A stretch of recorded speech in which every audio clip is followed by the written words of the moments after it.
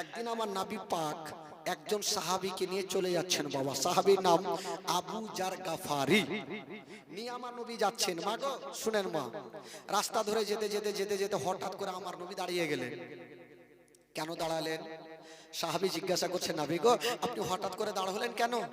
বলছেন সাহাবী আমার, শোনো, আমি এই জন্য দাঁড়ালাম, এই যে সামনে কবর দেখতে পাচ্ছ, বলেছি পাচ্ছি।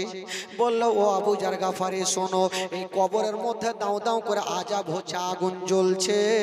তাই নবী আমি একবার কবরের কাছে দাঁড়িয়ে গেলাম। যেমনই দাঁড়িয়েছেন বাবা, আমার নবী বলছেন সাহাবী রে, এত আগুন জ্বলছে, এত দাও দাও করে আগুন জ্বলছে, কেন জ্বলছে বাবা?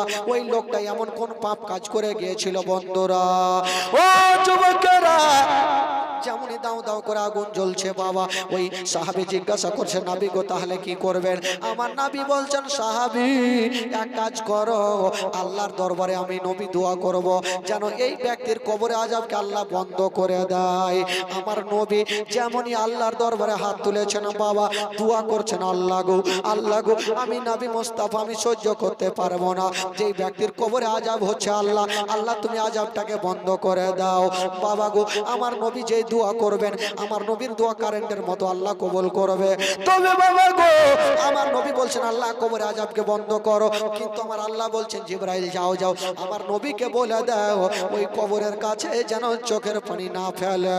আমার নবীকে বলে দাও যে ব্যক্তির কবরে আযাব হচ্ছে, আমি আল্লাহ কবরের আযাব বন্ধ করব না। যাও বলে দাও আমি আল্লাহ কবরের আযাবকে বন্ধ করব না। আহ, কেন আযাব বন্ধ হবে না মা? কিসের জন্য বন্ধ হবে না? জিবরিল আমিন ফেরেশতা শাঁ করে হাজির হয়ে গেল, আমার নবীকে সালাম জানিয়ে দিলেন, আসসালাতু ওয়াসসালামু আলাইকা ইয়া রাসূলুল্লাহ, আসসালাতু ওয়াসসালামু আলাইকা ইয়া হাবিবাল্লাহ। নবী বলে কি বলে? নবী বলে জিবরিল ভাই বলো কি খবর? বলছেন নবী গো, আপনি যে কবরের কাছে দাঁড়িয়ে দাঁড়িয়ে দোয়া করছেন, আপনি দোয়াটা বন্ধ করে দেন। বলল কেন? বলে এই জন্য বন্ধ করে দেন, আল্লাহ কবরে আযাবকে বন্ধ করবে না। বাবা গো, এই কথা বলে দিয়ে জিবরিল চলে গেল। আমার নবী কাঁদতে কাঁদতে মাটিতে বসে গেল। আল্লাহ গো, এই ব্যক্তি এমন কোন কাজ করেছে যে তার কবরে আযাবকে বন্ধ হয় না? আমার নবী বলছেন ও আবু জার গাফারি, দেরি করো না, তুমি একবার পৃথিবীর জমিনে চলে যাও, একবার গিয়ে তাকিয়ে দেখো যে ব্যক্তির কবরে আযাব জ্বলছে ওই ব্যক্তি বাড়িতে আছে, ওই ব্যক্তির বাড়িতে কেউ আছে কিনা, তার বাবা আছে কিনা, ভাই আছে কিনা, বোন আছে কিনা, মা আছে কিনা। আবু জার গাফারি খবর নিয়ে দেখা গেল তার বাবা জগতে বেঁচে নাই, তার একটা বয়স্ক মা বেঁচে আছে। ওই মেয়েটাকে ডাকা হইল, যেমনই বেটার কবরের কাছে এসছেন বাবা, বেটার কবরের কাছে এসে দাঁড়িয়ে আছেন। আমার নবী বলছেন মা,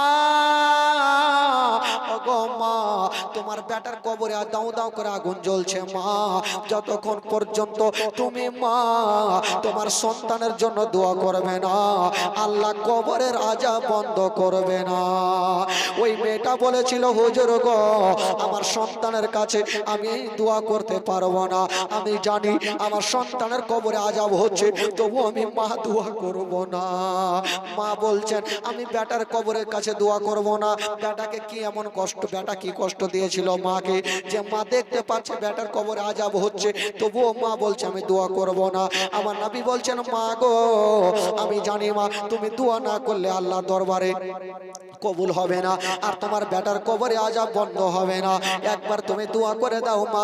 ওই বয়স্ক মা বেটার কবরে আযাব, কবরের কাছে দোয়া করতে চাই না বাবা।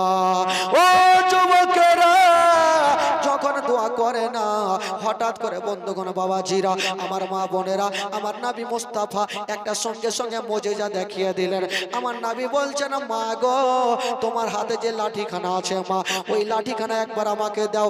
আমার নবী মুস্তাফা লাঠিখানা নিয়েছেন, একটা সাইড কবরে লাগিয়েছেন বাবা, আর একটা সাইড বুড়ির কানে লাগিয়েছে, আর বলছেন মা এবার তুমি চলে যাও। বুড়ি যেমনই চলতে নাই বাবা, ওই লাঠি থেকে যেন আওয়াজ ভেসে আসলো, ওই বুড়ির বেটা যেন বলতে আরম্ভ করেছে, ও গো মা,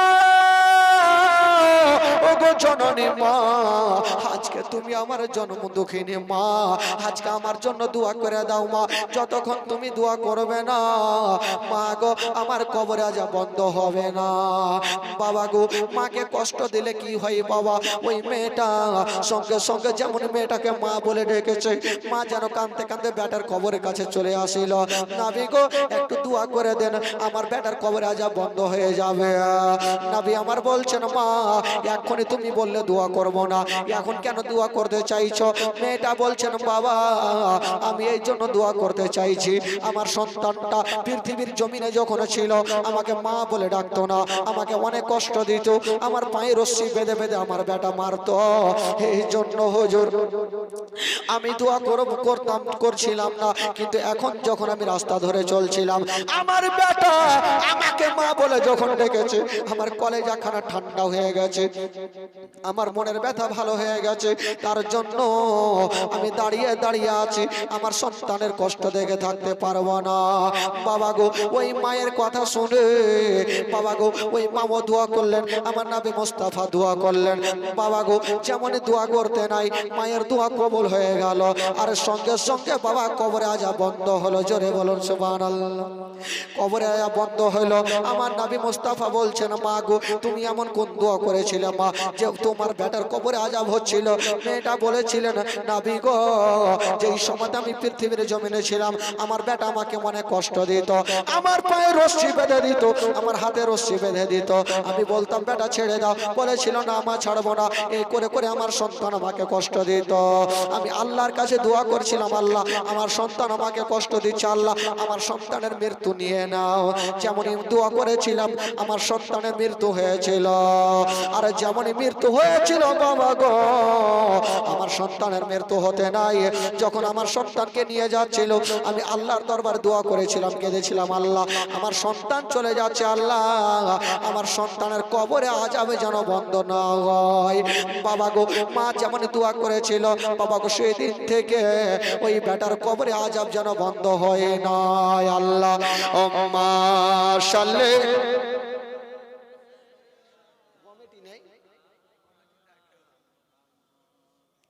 ওয়ালা আলে সাইয়্যিদিনা মাওলানা মুহাম্মদ। হুজুর বলছে যে কমিটি নেই, তাহলে হুজুরকে কই নেমে চলে যাবে নাকি? সুবহানাল্লাহ, কমিটি নেই তো কি আর হবে। আচ্ছা বাবা কাকা, একটু মার জন্য ভালোবাসবেন না গো বেরাদার বন্ধুগণ? বাবা একটা ছোট্ট করে গজল বলবো, দুঃখের গজল, একবার গোটা মাজমা হাত তুলে বলুন তো সুবহানাল্লাহ, জোরে বলুন।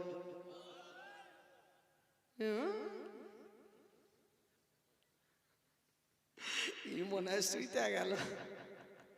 বেরাদার বন্ধুগণ বাবাজি আমার ভাইরে কটা আছেন? এমনিতে তো লোক গ্রামে কম, হ্যাঁ। আচ্ছা ভাই, 500 টাকায় একটা খোদার বান্দা ওই যে আমার ভাই দিয়েছিল, আর একটা কোনো খোদার বান্দা 500 টাকা দিবেন না ভাই? একটু দোয়া করব চাচা, দোয়া করে বক্তব্যটা আগে নিয়ে যাব। মা গো, মা আপনাদের মধ্যে মা, খালা, বুবু, দাদি, নানি গে টাকা নাই, খালা কেউ নিয়ে আসেননি? একটু আপনারা কে উঠাইবে টাকা? আল্লাহ রহম করো। খালাগে তোমাদের মধ্যে কেউ উঠে একটু 2, 5, 10 টাকা যা হয় একটু উঠান তো খালা, ছোট ছোট বহিনের একা উঠে একটু উঠান তো, ঘুরান তো চারদিকে। ঘুরবে না কই? যারে বাবা রে, এ বাবা যারে বাবা, যা যা বাবা যা, এটা নিয়ে যা, বাবা যা, ধর এটা নিয়ে যা, ধর যা, চাইলে যা, খালা গে একটু দিয়েন খালা, চাদরে দিয়েন, যাও বাবা যাও। চাদরই দিয়ে দিলাম, আর কি করবো, ব্যাপার খারাপ আছে। আচ্ছা বন্ধুগণ বাবাজি আমার ভাইরা, যাকে এবার বক্তব্য শুরু করি, তবে এবার মাত্র 2টা মিনিট আল্লাহর ঘরের জন্য। আমি বলছিলাম বাবা রাত্রি 12টা বেজেই গেল, আর সুবহানাল্লাহ। এই যে একজন আমার নানি 500 টাকা দান করেছেন, আল্লাহ পাক তার দানকে কবুল করুন, মনের বাসনাকে পূর্ণ করুন। মা গো সবাই দেন 100 200 500 করে একটু চাদর সবাই দিবেন, কেউ টাকা ঘুরিয়ে নিয়ে যাবেন না বাড়ি, যেটি লিয়েছেন দিয়ে দিবেন। বেরাদার বন্ধুগণ বাবাজি, আর দুইটা আমার একটা ভাই হয়েছে 500টা টাকা, কোরআনে পাক হচ্ছে বাবা 30 পারা, প্রথম পারার জন্য আমি বলবো 200টা টাকা। একটা কোন খোদার বান্দা হবেন আল্লাহর কালামের জন্য 200টা টাকা? দুনিয়াতে ঝামেলা আছে ভাই, আল্লাহর কালামে কোনো ঝামেলা নাই। একটা কোন খোদার বান্দা 200টা টাকা হবেন? একটা কোন বাবা হাত তুলেন, মাত্র 200টা টাকা। ভাই আপনারা দান তো করবেন, আমি জানি 3 দিন ধরে করবেন। একটা কোন খোদার বান্দা মাত্র 200টা টাকা, একটু হাত তুলুন তো ভাই, কেউ আছেন 200 টাকা? একটা হইল, সুবহানাল্লাহ, প্রথম পারার জন্য হইল, সুবহানাল্লাহ। আল্লাহর নবী দয়ার নবী গো, আপনি নবী আমার জীবনের জীবন। আল্লাহর নবী দয়ার নবী গো, আপনি নবী আমার জীবনের জীবন। আপনি নবী আমার জীবন সাথী, অন্ধকার কবরের বাতি। আপনি নবী আমার নির্দনী আর দন। আপনি নবী আমার জীবন সাথী, অন্ধকার কবরের বাতি। আপনি নবী আমার নির্দনী আর দন। কে রাহমাতাল লিল আলামিন, আপনি উম্মতের জামিন। গুনেহগার উম্মতের আপনজন। আল্লাহর নবী দয়ার নবী গো, আপনি নবী আমার। দেখি ইয়া হযরত বেলাল, প্রেমেতে হইয়া মাতাল। পাইল ও মায়ার জালাতন। দেখি ইয়া হযরত বেলাল, প্রেমেতে হইয়া মাতাল। পাইল ও মায়ার জালাতন। ও দেখে তার প্রেমে মুক্তি, বেলালকে দিলেন মুক্তি। আপনারে বানাইল আপন। আল্লাহর নবী দয়ার নবী গো, আপনি নবী আমার জীবনের জীবন। দয়ার নবী মায়ার নবী গো, আপনি নবী আমার জীবনের জীবন। আল্লাহর নবী দয়ার নবী গো, আপনি নবী আমার নয়নের নয়ন। জোরে বলুন সুবহানাল্লাহ, আরো জোরে বলুন, মোহাব্বতে বলুন, যে কয়টা আছে জোরে বলুন, বাড়ি চলুন। সুবহানাল্লাহ। বেরাদার, যদি সত্যিকারী নবীর প্রেম দিলে থাকতো, তবে আজকে গ্রামের লোক বাড়িতে ঘুমিয়ে থাকতো না। আজকে সত্যি যদি নবীর প্রেম ভালোবাসা দিলের মধ্যে থাকতো, তবে মানুষ বাড়িতে ঘুমিয়ে থাকতো না, জালসার মাহফিলে এসে বসতো।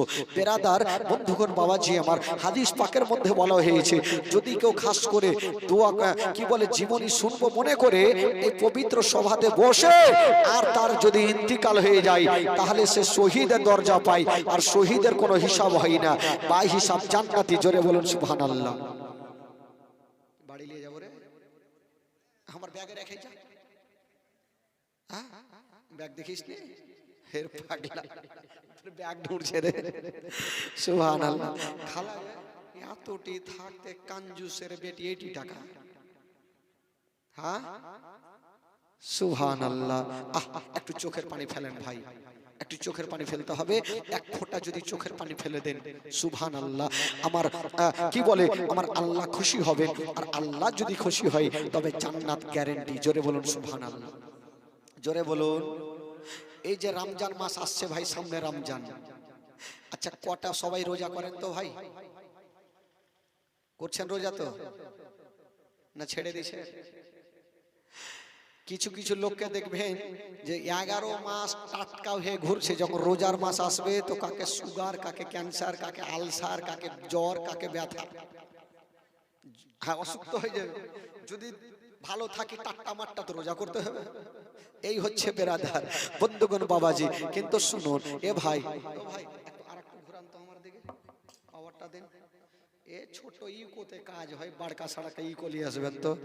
সুবহানাল্লাহ। হাত দিবেন এবার, থাক থাক থাক। বাবা গো, এই যে রোজার মাস, আমরা রোজা 50% লোক রোজা করি না। সত্য, অসুখ হয়ে যায়, জ্বর হয়, জ্বালা হয়, যন্ত্রণা হয়, রোজা করি না। আহ, কিন্তু বেরাদার হযরতে ফাতেমাতুজ জাহরা আমার নবী কে জিজ্ঞাসা করছেন, ইয়া রাসূলুল্লাহ, ইয়া হাবিবাল্লাহ, আব্বা গো বাড়িতে খাবার নাই আব্বা, খুব খিদা পেয়েছে আব্বা। আহ, আমার নবীর অন্তরখানা ফেটে গেল।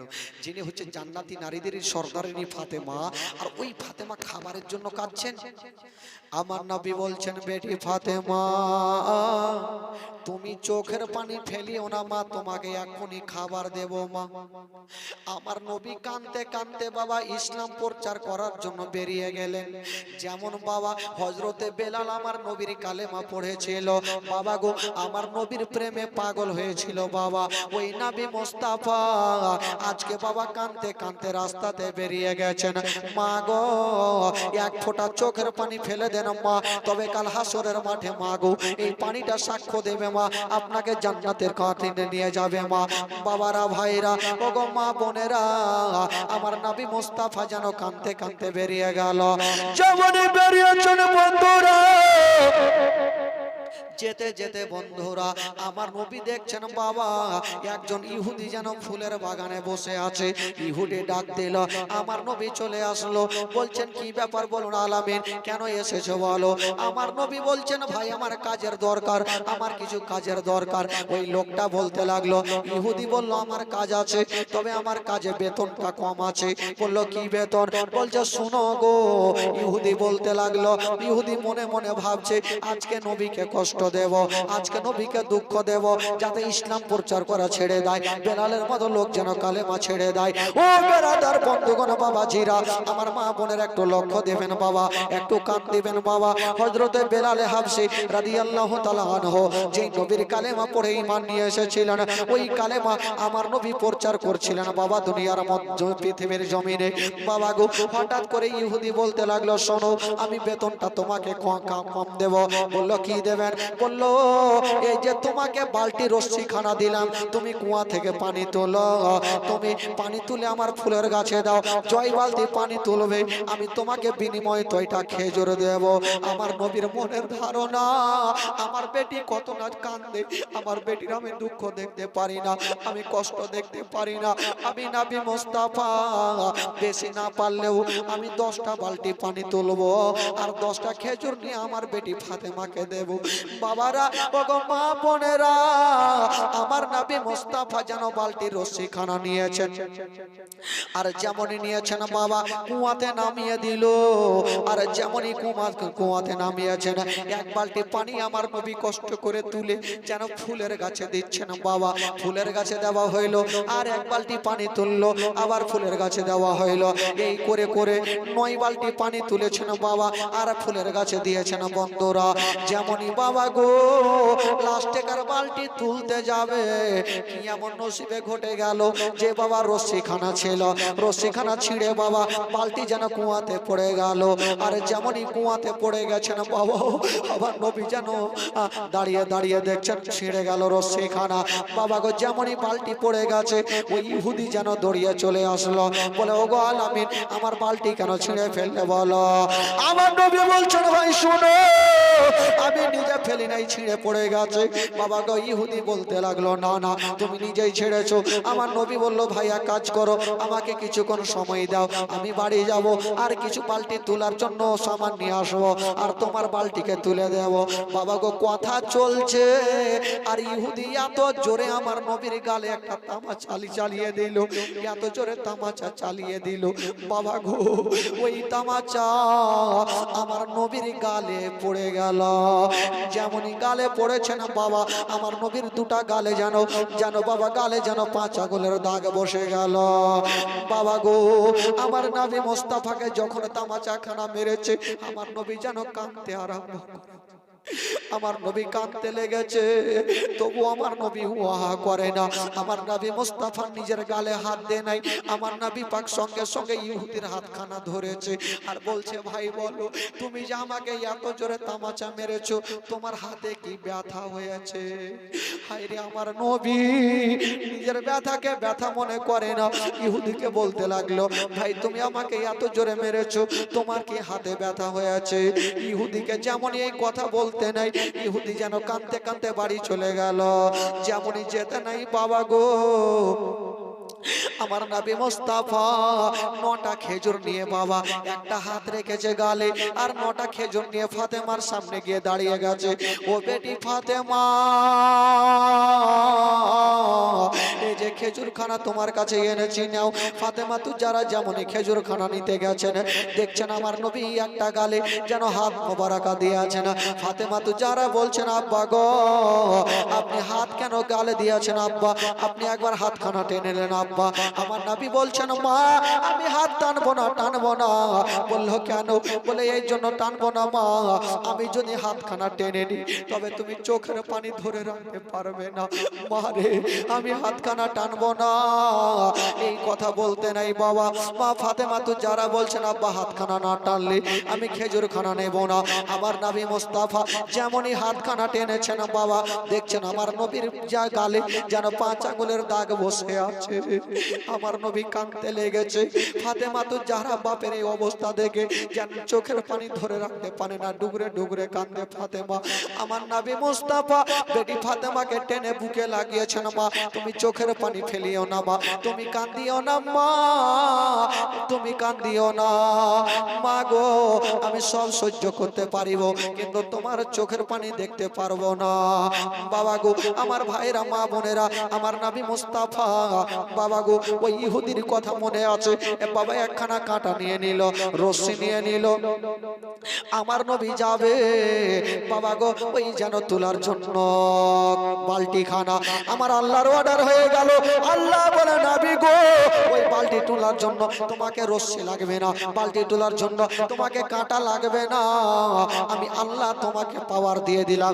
নবী গো যাও, তুমি ওই কুয়ার পাশে চলে যাও, আর নিজের পবিত্র হাতখানা একটু বাড়িয়ে দিও, সঙ্গে সঙ্গে বালতি তোমার হাতে চলে আসবে। জোরে বলো, সঙ্গে সঙ্গে বালতি তোমার হাতে চলে আসবে।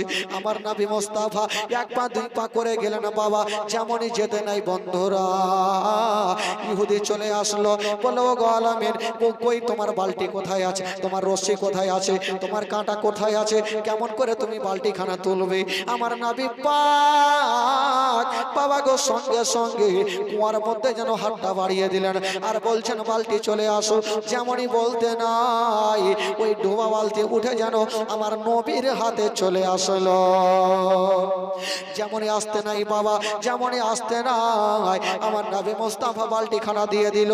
এই মুজিজা দেখে ইহুদি যেন বাবা কাঁদতে আরম্ভ করলো, আহারে এই লোকটা এত ভালো, এত সুন্দর, আমি তার গালে তামাচা মেরে দিয়েছি। আমার নবী বালতি দিয়ে চলে গেল, আর ইহুদি কাঁদতে কাঁদতে ঘরের মধ্যে বসে গেল। জানি না, আমি হাত তুলে দিলাম, এত সুন্দর লোকের উপরে হাত তুলতে হতো না। যেই লোকটা একবার বালতিকে ডাকলো, বালতি তার হাতে উঠে চলে আসলো। তবে এই লোকটা সাধারণ হতে পারে না, যদি হয়তো শেষ জমানার নবী আছে। আমি নবীর গালে হাত তুলেছি, আমি আমার হাতখানাকে জিন্দা রাখবো না, আমি হাতখানাকে রাখবো না। বাবা গো হাসুয়া নিয়া, বাবা গো ছোরা নিয়া যেই হাত দিয়ে মেরেছিল, ওই হাতে চোপ মারতে মারতে ইহুদি নিজের হাতখানা যেন কেটে ফেলে দিল, আর ওই অবস্থায় আমার নবীর দরবারে হাজির হলো।